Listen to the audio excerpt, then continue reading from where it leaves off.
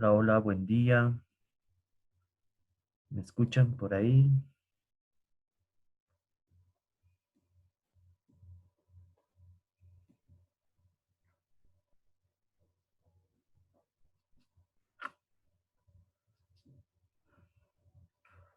Buen día, buen día. Dicen buenos días. ¿Todo se escucha? ¿Todo bien? ¿Se ve la presentación? Sí, sí, se ve todo bien. Ya. Esperaremos que se sumen algunas más y comenzamos. Un par de minutitos.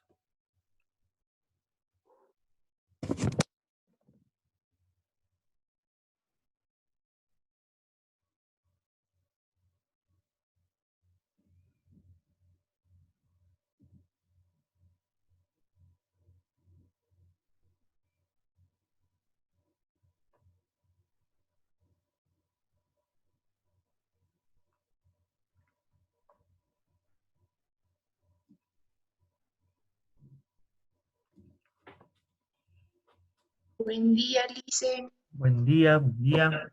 Ahorita iniciamos. Muy Iremos bien. con alguien más y ya comenzamos.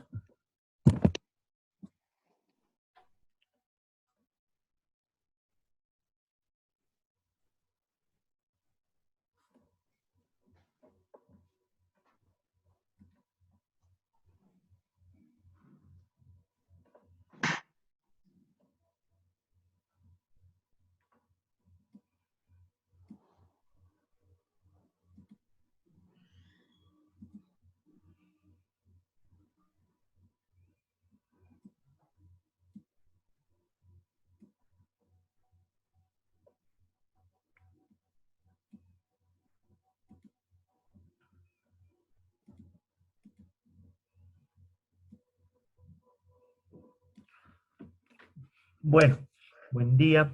Creo que ya estamos para iniciar. Antes de que retomemos un poco el contenido de la sesión, eh, recuerden que teníamos una distribución de exposiciones para diferentes temas sobre el módulo en lo histórico. Lo deberíamos haber hecho de forma aleatoria, pero vamos a optar por hacerlo por orden de lista. Entonces ya de Cardex, Juan Carlos me pasó la lista de inscritos, de habilitados en la materia. Entonces ya más un ratito les comparto la distribución de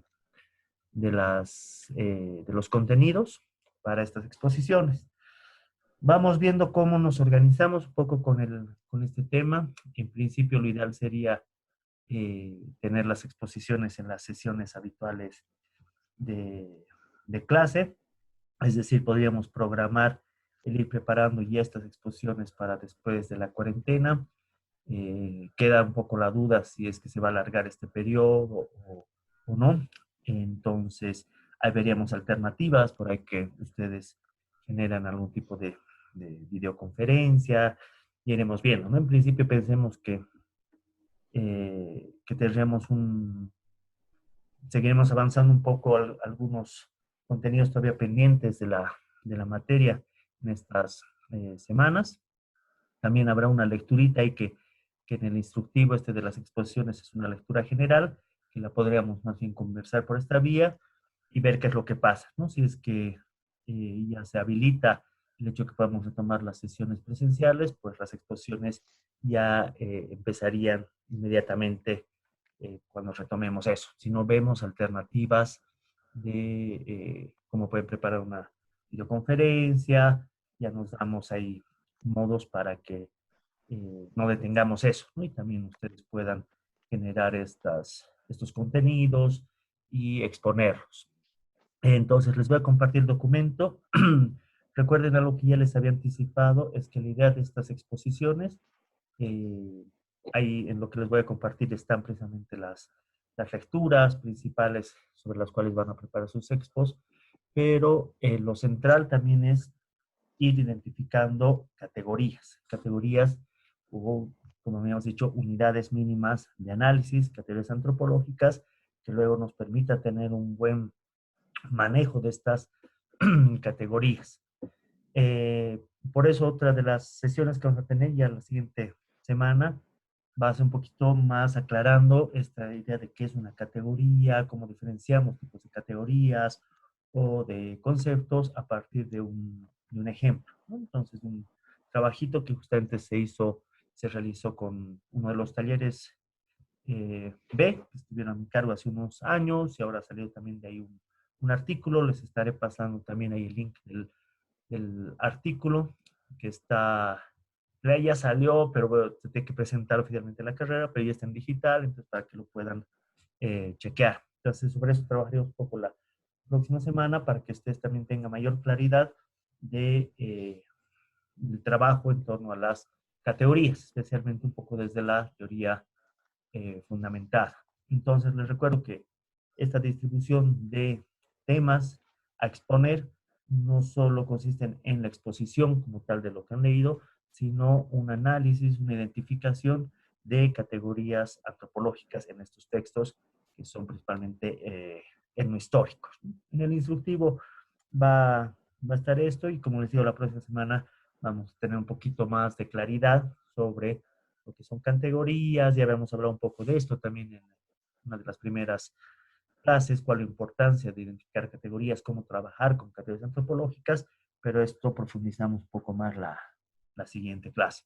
Entonces, en el grupo les comparto ya la distribución de los temas para que ya vayan leyendo. Todas las lecturas están en la carpeta que ya les había compartido del módulo correspondiente. Entonces, por los para que ya vayan revisando, ya se vayan empapando y luego ya vayan también preparando su exposición, que como les digo, ya nos pondremos de acuerdo en si logramos hacerlas de forma presencial, si todo va bien, y retomamos en abril las sesiones presenciales, o vemos alternativas si hubiera alguna, si se posterga un poco este periodo de cuarentena.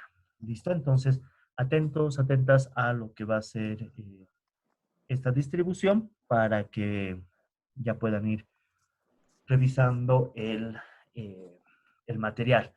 Van a ver que todas las exposiciones son individuales excepto una, están ahí dos personas, porque es, digamos, el tema un poquito más largo, que tiene mayor cantidad de lecturas, entonces va de esa manera, las dos personas, las demás son individuales. Igual vamos a tener tiempo todavía para despejar algunas dudas, etcétera, la próxima semana. Pero ya les quería avisar al respecto para que vayan tomando sus revisiones, vayan revisando, leyendo el material y con tiempito puedan ir preparando sus exposiciones. Entonces, hasta ahí estamos, está con lo del trabajo. Sí, Licen, ¿me escucha? Sí, Yo tengo una pregunta sí. acerca de la clase, o bueno, antes de que empiece la clase. Uh-huh. Si vamos a pasar hasta las 11:30 o se va a alargar un poco, como habíamos pensado la anterior clase con el licenciado Rosso. Y esa es mi pregunta, ¿no? Si se va a alargar o va a ser hasta las 11:30. Ya, en principio, bueno, a ver, veremos cómo nos va. Recuerden igual esto que cada sesión dura 40 minutos, entonces ojo, igual que esta se nos va a acabar en que sigue media hora, entonces ahí igual hacemos una pausita, les vuelvo a poner el link de la segunda sesión. Entonces, en principio vamos pensando que sea hasta las 11:30.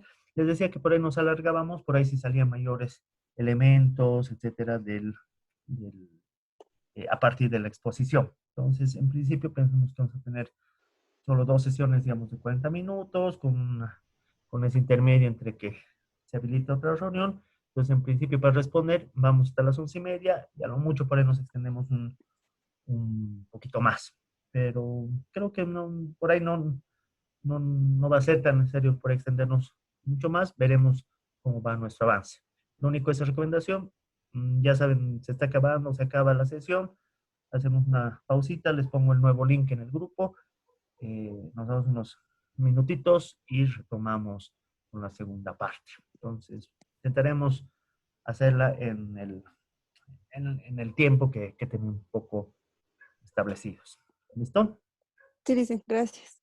Entonces, sin más, como les digo, ya lo del trabajo ya les compartí en el grupo, luego dudas, eso también en el grupo, o la próxima semana podemos ir despejándolas un poco más con esto que vamos a avanzar. Y la idea es ahora completar la sesión que habíamos iniciado en la anterior clase, ¿no? Recuerden que estamos haciendo este recorrido eh, para entender un poco mejor la autohistoria, situarla, ubicarla, y para eso hemos hecho una genealogía un poco de dónde viene esta ruptura o esta división entre cultura y naturaleza. Y nos hemos remontado ahí al Renacimiento, a la perspectiva renacentista, a la perspectiva cartesiana, a la geometría euclidiana, donde veíamos que ya en las artes, en la arquitectura, estaba surgiendo esta gran ruptura que se va a ir plasmando o se va a ir o va a ir cuajando un poco en el campo de las ideas, de la filosofía, en el siglo XVII con René Descartes, método cartesiano y toda la influencia sobre este paradigma mecanicista, que va a tener también mucha influencia en todo lo que es el materialismo histórico, el marxismo, y hemos llegado a ver cómo se van a ir separando las ciencias naturales de las ciencias sociales o las ciencias de la cultura, las ciencias del espíritu, incluso fueron llamadas en un primer momento, siempre en esta división que ya se iba consolidando entre cultura y naturaleza. Lo objetivo, lo natural, lo material y lo inmaterial, subjetivo, mental, si quieren, más abstracto, ese campo de las ciencias sociales. Y ahí habíamos situado ya entre las principales corrientes antropológicas que se aproximan a las tierras bajas, o que incluso el trabajo etnográfico en tierras bajas había aportado estas corrientes, la ecología cultural, que decíamos que parte un poco de esta división de la Escuela Norteamericana de Antropología, por un lado el particularismo histórico de la tradición boasiana, y por otro lado el neoevolucionismo y el materialismo cultural, donde se afincaba más esta ecología cultural, con representantes como Julian Stewart, que generaron este Handbook of South American Indians, donde ya se iban precisamente marcando un poco estas diferencias en torno a las regiones, como el caso de la selva tropical, que vendría a ser un poco la idea de lo que actualmente llamamos las tierras bajas. Lo hemos revisado más el estructuralismo, y decimos que era importante porque justamente esta idea de naturaleza y cultura desde Levi-Strauss había sido pensado como una vía metodológica a partir del trabajo en torno a la mitología, a los mitos, donde él encontraba esas transiciones del ámbito de la naturaleza a eh, a la cultura, ¿no? Entonces, ahí poníamos un poco en discusión si realmente estaba reafirmando esa polarización o la estaba utilizando como una vía metodológica para entender esas transiciones. Eh, es un resumen muy rápido de lo que habíamos visto. Entonces, ya con esos antecedentes entramos más a estos ámbitos de lo que luego se va a ir a denominar el giro ontológico o la apertura ontológica, que va a ser fundamental entender algunos elementos. Es un tema mucho más amplio y hay muchos más contenidos que desarrollar, pero por lo menos tener algunos insumos que nos permitan entender mejor dónde ubicar esta propuesta de la ontohistoria. Entonces, ahí partimos un poco de Philippe Descola, que él viene de la tradición de la etnología francesa. De hecho, él va a ser también discípulo, va a estudiar con Levi-Strauss. Levi-Strauss va a marcar la tendencia antropológica durante muchos años, y más aún en la escuela de etnología francesa, no solo allí, en muchas otras regiones, pero Philippe Descola entonces va a heredar un poco esta tradición, pero lo ubicamos a Descola un poco más en una tendencia post-estructuralista, es decir, no está ya tan encasillado en lo que era toda la corriente del estructuralismo, de Levi-Straussiano especialmente, sino que empieza a generar nuevos insumos aunque todavía con cierta herencia de ese estructuralismo. Precisamente Philippe Descola, en el texto que también ustedes ya han revisado, hace toda esta genealogía, este análisis un poco de lo que hemos visto de la división entre cultura y naturaleza. Y digamos, de forma un poco más operativa o propositiva, plantea que él identifica al menos estos 4 tipos de ontología. Hace la aclaración que probablemente no son los únicos y haya muchos más, pero al menos él detecta con información etnográfica este tipo de ontologías. Entendiendo un poquito la idea de ontología, ya no tanto dentro de la tradición filosófica o de la filosofía occidental, que era un poco el estudio del ser, de mente, del ser, sino viendo más bien aquello que está existiendo. Podríamos decir esos tipos de mundo, tipos de existencias, y que ya no estarían reducidos solo al campo de lo cultural. Entonces, de ahí que es importante ya como les digo, en términos propositivos, que nos dice, bueno, pues no todo se reduce al campo de la cultura, naturaleza, sino hay otras formas de ontología, otras formas de existencias, ¿no? Y en este caso no se reducen a un análisis, a una cuestión abstracta, sino a evidencia etnográfica que justamente está aportando a esta clasificación. Ahí vamos a ver que esta clasificación tiene un fuerte componente estructuralista, ¿no? Entonces son algunos de los elementos o uno de los puntos sobre los cuales también se le ha todavía criticado un poco a Descola. Todavía esta su clasificación tenía bastante ese airecillo estructuralista, ¿no? Entonces, pero que les digo, razonable, entendible, porque él venía un poco de esa tradición y estas son unas propuestas también que él va a generar y son iniciales en todo este movimiento que luego se va a entender como el giro ontológico y, repito, que es donde vamos a situar esta propuesta de la ontohistoria que hemos leído de Medrano y de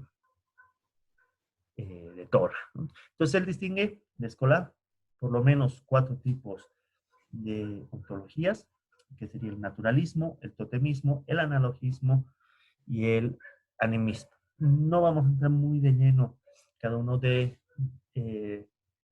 estos, pero sí es importante partir, como decía, un poco de esta idea, ¿no? De Escola lo que nos dice es que a partir de la evidencia etnográfica en diferentes regiones del mundo, si bien habrían estos tipos de ontologías, pero él trata de encontrar primero algunas similitudes o semejanzas o algunas características que permitan generar ciertos espacios comunes, ciertas semejanzas, ¿no? Y él destaca esta relación entre lo que llamaríamos una interioridad, si quieren aspectos un poco más de orden emocional, subjetivo, incluso pueden decir abstracto, aunque con mucho cuidado con ese término.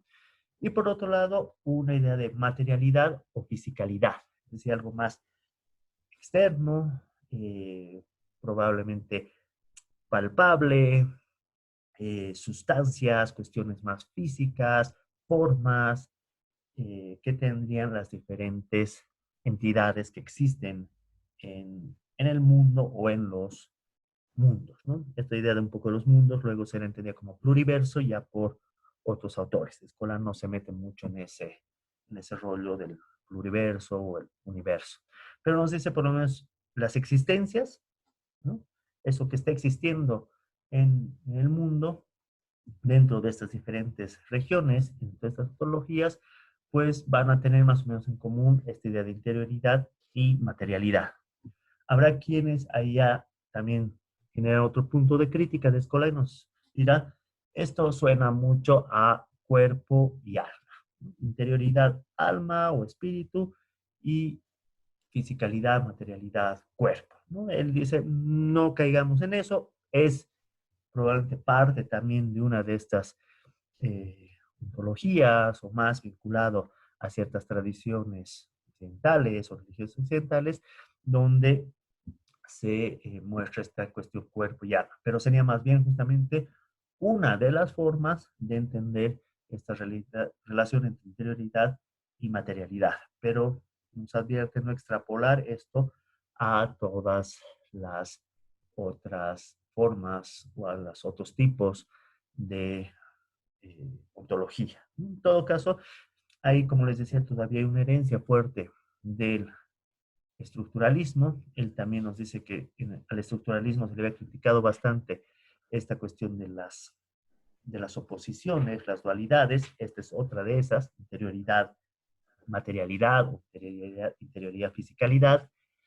Digamos, en términos más exactos, la oposición sería interioridad, exterioridad, pero él prefiere hablar de interioridad frente a la materialidad o la fisicalidad, ¿no? Pero nos dice, no nos angustiemos mucho tampoco por los dualismos. Muchas sociedades también plantean esto, no es tan solo una posición así dicotómica, sino nos dice, tengamos ese recaudo, es decir, no rechacemos por sí las dualidades. Pero como les digo, se ve todavía ese airecillo que decíamos del eh, estructuralismo, ¿no? Entonces, este tipo de ontologías, o para entender mejor este tipo de ontologías, es necesario revisar un poco esta cuestión entre interioridad y materialidad, no reducirla a la relación eh, alma-cuerpo, sino que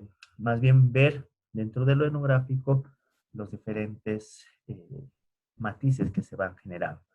En principio, el tipo de ontología eh, que destaca es el del naturalismo, que no sería otro que la ontología que un poco hemos ido revisando, la de la ruptura entre cultura y naturaleza. A veces se menciona como una ontología occidental, y ahí ya estamos, me parece, incurriendo en un error, porque ya estaríamos pensando solo en términos como culturales, ¿no? Como la cultura occidental. Entonces, algunos o van a encontrar un poco esas referencias como esa es la ontología occidental. No, no hay una ontología occidental.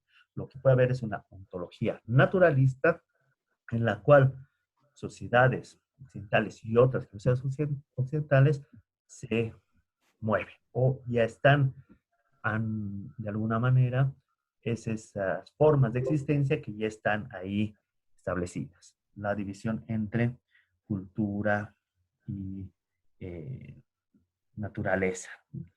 Entonces, me parece que ese es un primer elemento importante de, de destacar, de no incurrir en el error de pensar ontologías igual culturas, porque si no, no habría un cambio. Algunas críticas que han llegado a estos enfoques ha sido que parecía casi como se estaba usando como un nuevo término para hablar de eh, cultura. En este caso, lo que nos está diciendo el naturalismo, y retomando un poco este esquema, es que las diferentes existencias, desde el naturalismo, pues van a tener diferentes materialidades, ¿no? Los humanos con los otros no humanos tienen diferentes fisicalidades y también tienen diferentes interioridades. Es más, desde el naturalismo se va a negar, de alguna manera, la interioridad de esas otras entidades humanas. Y aquí hay un recurso muy, muy interesante para entender un poco mejor esto, para entender este tipo de ontologías que lo utiliza Viveiros de Castro, ¿no? Él dice que en los inicios de la conquista europea a América, se producía un fenómeno muy interesante que nos va a permitir al menos entender dos de estos tipos de ontologías, el naturalismo y el animismo. Vale mencionar que Viveros de Castro va a jalar un poquito de la idea del animismo para plantear lo que él habla como un perspectivismo, en un momento un perspectivismo amazónico, un perspectivismo amerindio o un multinaturalismo, que vamos a llegar un poco a explicar eso en breve, ¿no? Pero este ejemplo que les decía es bastante interesante y nos va a ayudar también a ilustrar un poco esta idea. Les decía, ¿no? al principio de la conquista española en América, estos conquistadores, y especialmente los misioneros, ¿no? eh, religiosos que acompañaron estas empresas colonizadoras, asumían que esos otros, esos amerindios, digamos, esas poblaciones, compartían una materialidad, una fisicalidad, es decir, tenían cuerpos semejantes a los de ellos. Pero la diferencia estaba en términos de su interioridad.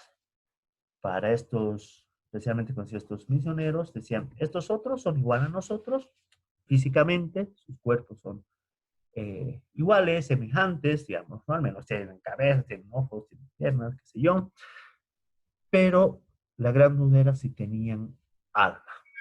Habían otro tipo eh, de, mm, de poblaciones, como por ejemplo la población afro, que directamente para la visión europea eh, no tenían alma, ¿no? Entonces, en el caso de los amerindios, había una cuestión, una duda de que si estos cuerpos que eran semejantes tenían o no tenían alma. Por tanto, se podía evangelizarlos, ¿no? Podían ser evangelizados y podrían esas sus almas ser salvadas, ¿no? Entonces, esa es un poco la idea, ¿no? Desde esta lógica así que más naturalista, entonces había una diferencia o había una similitud de materialidad, pero el tema de la interioridad estaba en duda, ver si tenían esa misma alma. Hay que entender que en el periodo de la conquista, y esto vamos a ver un poquito en todo el módulo en lo histórico, que muchos de estos misioneros, todo eso venían todavía con una fuerte idea, si quieren, medieval, ¿no? No estaban todavía tan influenciados por ese pensamiento racional moderno, sino que todavía tenían un fuerte componente de lo medieval. Es decir, pensemos que en Occidente, por eso es riesgoso hablar de una ontología eh, occidental, no va a ser sino hasta el Renacimiento que se empieza a generar un poco esta ruptura entre cultura y naturaleza, ¿no? Decíamos antes, eso todo estaba explicado por Dios, entonces todos éramos, digamos, criaturas creadas por Dios, ¿no? Por esta gran deidad omnipresente, omnipotente. No había una diferencia, ¿no? Es con el Renacimiento, con el pensamiento racional moderno que se genera esto. Siguiendo con el ejemplo que decíamos, entonces estos conquistadores europeos, los misioneros, decían, estos otros amerindios tienen un mismo cuerpo, compartimos una corporalidad, una materialidad, pero la diferencia está en la interioridad, a ver si tienen alma, esa alma cristiana. Lo interesante es que desde el punto de vista de este otro, es decir, desde el amerindio, y ahí comenta muy interesante Viveros de Castro, dice que veían, por ejemplo, algunos de estos soldados, de estos conquistadores que habían caído muertos, ¿no? Iban, los veían, y para ellos no era un tema si compartían o no una interioridad. Es decir, ya asumían que la interioridad de ambos era la misma. Ese otro tenía la misma interioridad que yo. El problema era en su materialidad. Y ellos, dicen, se quedaban viendo a estos soldados, a estos misioneros, viendo sus cuerpos a ver si se iban a podrir, a ver si iban a pasar por esos mismos procesos que sus propios cuerpos. Entonces, un poco la idea del animismo está más bien relacionada con eso, ¿no? Eh, Interioridades similares, semejantes, comunes, y materialidades, fisicalidades diferentes. Entonces, esto vamos a entender cómo Viveros de Castro los va a retomar más para su propuesta del perspectivismo. Entonces, el naturalismo, una ontología que separa cultura y naturaleza. Hay dos entidades, dos existencias, una objetiva, externa, palpable, material, y una que sería la naturaleza, y otra lo que sería la cultura interna, si quieren, inmaterial, parte de las ideas, subjetiva, etcétera. Y que en este esquema se traduce un poco en eso, ¿no? Eh, materialidades, si quieren, semejantes, como en este caso del encuentro de, de humanos, pero con interioridades diferentes, o que directamente, por ejemplo, como humanos, nos distanciamos de plantas, animales y cerros porque tenemos tanto una materialidad diferente y pues esos otros seres son los que no tienen esa interioridad, son seres que no tienen subjetividad, que no tienen este elemento, si quieren, más de abstracción, etcétera, ¿no? No tienen cultura. Los animales tienen cultura, las plantas tienen cultura, los seres tienen cultura, los ríos tienen cultura. No, es una característica propia de las colectividades humanas. Esa sería un poco la característica del naturalismo.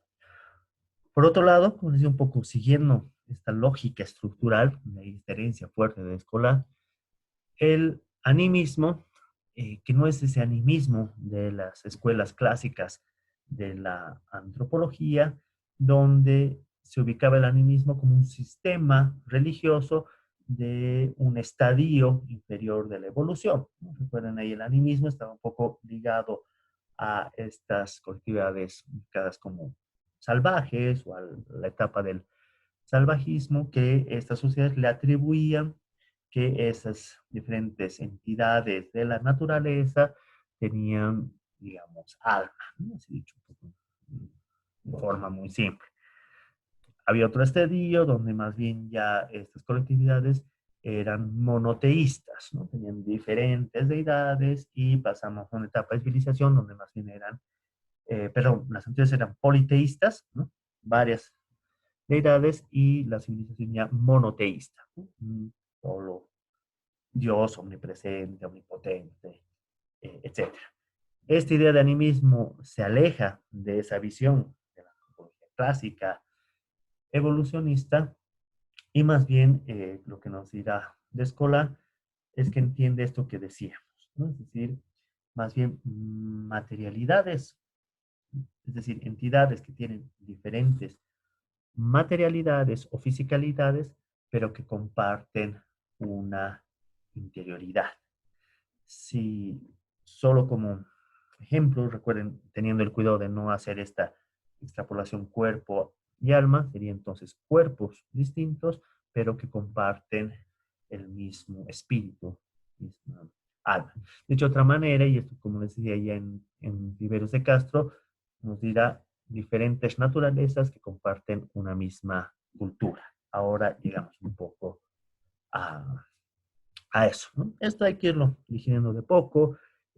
Como les digo, ya todo esto daría para muchos más contenidos, pero por lo menos ubicar que esta distinción que nos hace entre un tipo de ontología naturalista y un tipo de ontología animista, donde entonces ya no hay la misma división cultura, naturaleza, sino ya estamos repensando de esta forma. Muy rapidito ahí el totemismo, del cual precisamente ha sido Levi-Strauss, uno de los que más habría trabajado esto.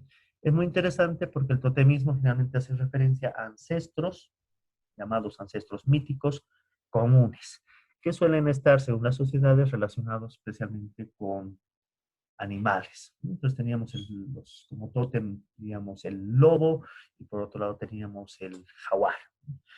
Lo interesante es que quienes eran esas descendencias, esas organizaciones, esas relaciones de parentesco que se derivaban de estos ancestros míticos comunes, se diferenciaban entre sí por, si volvemos un poquito a este esquema, es decir, decíamos, el lobo y el jaguar tienen diferentes materialidades, pero también se asumía que tenían diferentes interioridades. Luego, uno de estas personas era descendiente del clan de los eh, lobos, y no es que iba a parecer lobo, ¿no? En su fisicalidad, pero sí tenía ciertos elementos en su interioridad que lo asemejaban o que lo relacionaban más con otros que tenían también esas condiciones, ¿no? Por decir, era bastante astuto, agresivo, ¿no? Ciertas condiciones de interioridad, si quieren, más subjetivas, que compartían. En cambio, los del clan Howard, lo estoy diciendo un poco así, de forma más casi ilustrativa, un poco caricaturesca, eh, más bien igual, no tenían necesariamente una fisicalidad de Clan Howard, pero interioridad, como por ejemplo, que tienen mejor capacidad de ser mejores, no sé, cazadores, exploradores en la noche, etcétera, ¿no? Que compartían esa interioridad que era dada por su clan, ¿no? Por esa ancestralidad eh, totémica. En algunos casos también tenía que ver esto con aves, con plantas. Entonces ahí está el totemismo. En este caso, el ancestro común era animal, o era, dicho de otra manera, un no humano, que en esa su herencia hacia estas colectividades ya humanas les transmitía una interioridad que hacía diferentes a estas colectividades humanas. Entonces, aquellos que son del clan lobo y del clan jaguar no se reconocen como semejantes. No, no son, somos humanos, pero yo creo en el jaguar, tú en el lobo. No, somos diferentes porque precisamente venimos de esa herencia de unas entidades humanas eh, distintas. Entonces, eso nos diferencia. De ahí que luego el hecho del adorno corporal, una serie de elementos, enfaticen eso, pero eso ya es parte de nuestra interioridad. Entonces el hecho de que nos parezcamos físicamente no constituye nada porque en realidad lo que nos diferencia es esa interioridad que ha sido heredada de estos nuestros ancestros eh, comunes. Y el analogismo es bastante interesante. De hecho, un poco desde la visión de Escola, y que todavía ahí se mantenía cierta herencia de la ecología cultural, él pensaba, o él en un primer momento de Escola pensaba el animismo, o relacionaba más el animismo con pueblos de tierras bajas y el analogismo con pueblos de tierras altas. Ya me salió este anuncio de que en breve se nos corta esta sesión. Entonces, ahorita hacemos, si se corta, les pido ahí una pausita, les comparto el link para continuar con la segunda sesión dentro de unos minutos. Entonces, si se nos corta, ahí chequeamos. Entonces, solo decía, ¿no? Parece que hereda un poco de Escola esta idea de la ecología cultural, pueblos de tierras bajas o de la llamada selva tropical animistas y pueblos de tierras altas o de los Andes civilizados analogistas. Un poco la idea del analogismo, y esto quizás lo han escuchado mucho más, un poco en nuestro contexto andino, esto se ha repensado luego, ¿no? Pero lo uso simplemente como explicación, es que, por ejemplo, una montaña, las montañas, los achachilas, eh, tienen bocas, tienen hambre, se alimentan así como se alimentan los humanos. Tienen parejas, tienen esposos, tienen hijos, se reproducen así como se reproducen los humanos. Es decir, había una cuestión de analogía entre entidades no humanas, por ejemplo, el caso de los cerros, los Andes, y los humanos. En este caso, son eh, en principio podremos pensar materialidades diferentes, un cerro de un humano, pero luego entendemos que comparten, más bien que ambos tienen bocas, porque tienen una interioridad similar, es decir, tienen hambre, tienen deseos, tienen diferentes, digamos, conductas que luego hacen que tengan su boca, tengan esos ojos, tengan sus órganos sexuales. Entonces ahí hay una analogía. O podríamos decir que también humanos tienen o funcionan de forma analógica a entidades eh, no humanas, ¿no? Entonces, hay, por decirles así, hombres piedra que tienen más bien esas características propias de esas entidades